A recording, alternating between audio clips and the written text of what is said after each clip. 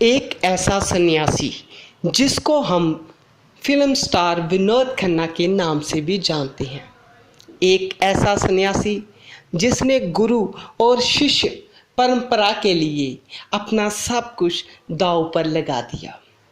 एक ऐसा सन्यासी जिसने अपने गुरु के कहने पर माली तक बन गया, वॉशरूम साफ किए, सब कुछ किया। एक ऐसा सन्यासी जो लगातार ध्यान करता रहता था। एक ऐसा सन्यासी जिसमें तड़फ थी खुद को पाने की। जी हाँ, हम बात कर रहे हैं अपने विनोद खन्ना की। जैसा कि आप जानते हैं कि फिल्म स्टार विनोद खन्ना आज इस दुनिया को अलविदा कर चुके हैं, मगर उनका आत्मिक संबंध हम सब से हमेशा के लिए रहेगा। विनोद खन्ना एक बहुत ही बड़े फिल्म इंडस्ट्री में कलाकार थे। जब उनकी फिल्में सुपर हिट हो रही थी तभी उनको आत्मिक प्यास उठी। इस प्यास के चलते उन्होंने एक गुरु बनाया। उनके गुरु का नाम था भगवान श्री रजनीश, जिसको हम ओशो के नाम से भी जानते हैं। भगवान श्री रजनीश जिनको परमात्मा की प्राप्ति छोटी एज में ही हो गई थी। उनके शिष्य बनने के बाद विनोद खन्ना ने धीरे धीरे करके अपनी हर आदत को, अपनी हर बुराई को अपने आप से दूर कर दिया। विनोद खन्ना अक्सर ही हर वीकेंड पर आश्रम में जाया करते थे। आश्रम के लोग भी विनोद खन्ना को बहुत ही पसंद करते थे। विनोद खन्ना को जानने वाले बताते हैं कि विनोद खन्ना ने कभी भी अपना स्टारडम कभी भी नहीं दिखाया था। कहते हैं जब विनोद खन्ना पंजाब में गए तो उन्होंने वहाँ देखा कि यहाँ पे राजनीति का स्तर बहुत ही नीवा है। तो इसी के चलते अपने गुरु के कहने पर उन्होंने ये बात मानी कि अच्छे लोगों को राजनीति में आना चाहिए। इसलिए वो गुरदासपुर में 2 बार संसद बतौर जो है उनकी पारी विजय रही। करियर में, अपने जीवन में, चाहे हर बात में विनोद खन्ना बहुत ही एक अनोखे स्वभाव के व्यक्ति थे।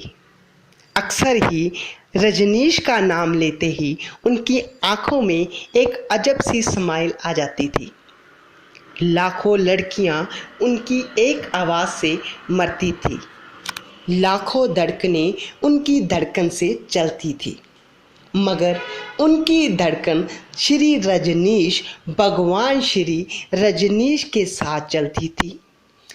जब ओशो ने बोला कि तुम अमेरिका आ जाओ तो उसी समय सब कुछ छोड़कर अपने गुरु की बात मानते हुए विनोद खन्ना जो थे वो अमेरिका शिफ्ट हो गए।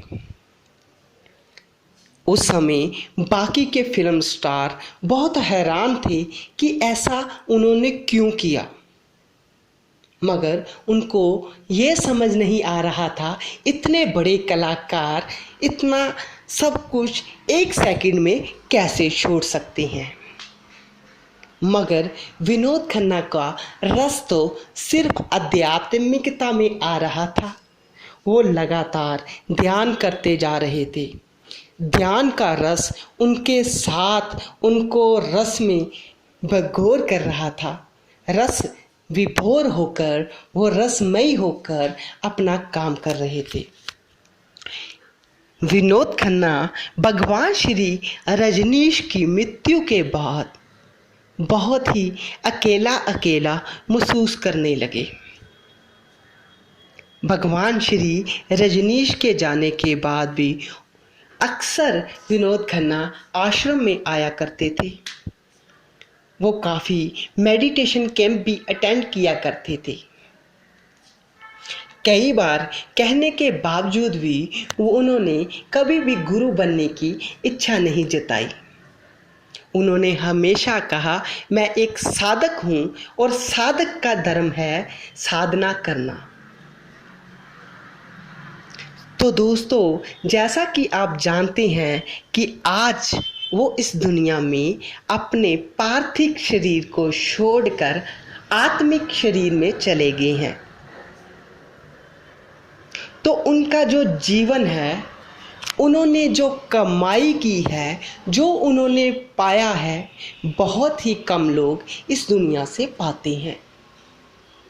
विनोद खन्ना जो थे, अपने गुरु के पास गए हैं। उनकी जाने की खुशी में पूना में आज सेलिब्रेशन भी की जाएगी, क्योंकि ओशो के जितने भी सन्यासी हैं, किसी के भी जाने के बाद डेथ को सेलिब्रेशन के तौर पर मनाते हैं।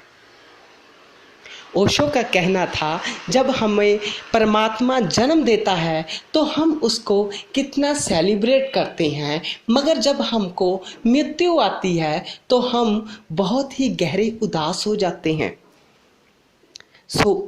जब भगवान श्री रजनीश की भी डेथ हुई थी, तब उनके सन्यासियों ने डेथ सेलिब्रेशन किया था। मौत को उत्सव बनाने वाले श्री भगवान रजनीश आज दुनिया में इतने ज़्यादा फेमस हैं, इतने ज़्यादा लोग उनको फॉलो करते हैं, और उनकी मृत्यु के बाद ये संख्या हज़ारों की, लाखों और लाखों की करोड़ों में होती ही चली जा रही है। जैसा कि आपको पता है कि विनोद खन्ना आज इस दुनिया में नहीं है, मगर हम उनके लिए 2 मिनट का मौन रखेंगे, क्योंकि जो भी फिल्म स्टार कोई ट्वीट कर रहा है, कोई कुछ कर रहा है, हम उनको जो श्रद्धांजलि देंगे अपने चैनल पर, सिर्फ 2 मिनट का मौन रखेंगे। क्योंकि हमारा मानना है कि आत्मिक तौर पर अगर किसी के प्रति आपकी श्रद्धा है तो 2 मिनट अगर आप उसको दोगे, तो जिस दिन आपकी भी मृत्यु होगी, कोई और होगा जो आपको 2 मिनट उस साइलेंस की गहराई में आपको ब्लेसिंग भेजेगा। दोस्तों, अगर कोई गलती हो गई हो, कोई बात ज़्यादा बोल दी हो, तो मुझे माफ़ कर दीजिए। अगर अच्छी लगे तो 2 मिनट का मौन रख लीजिए। धन्यवाद।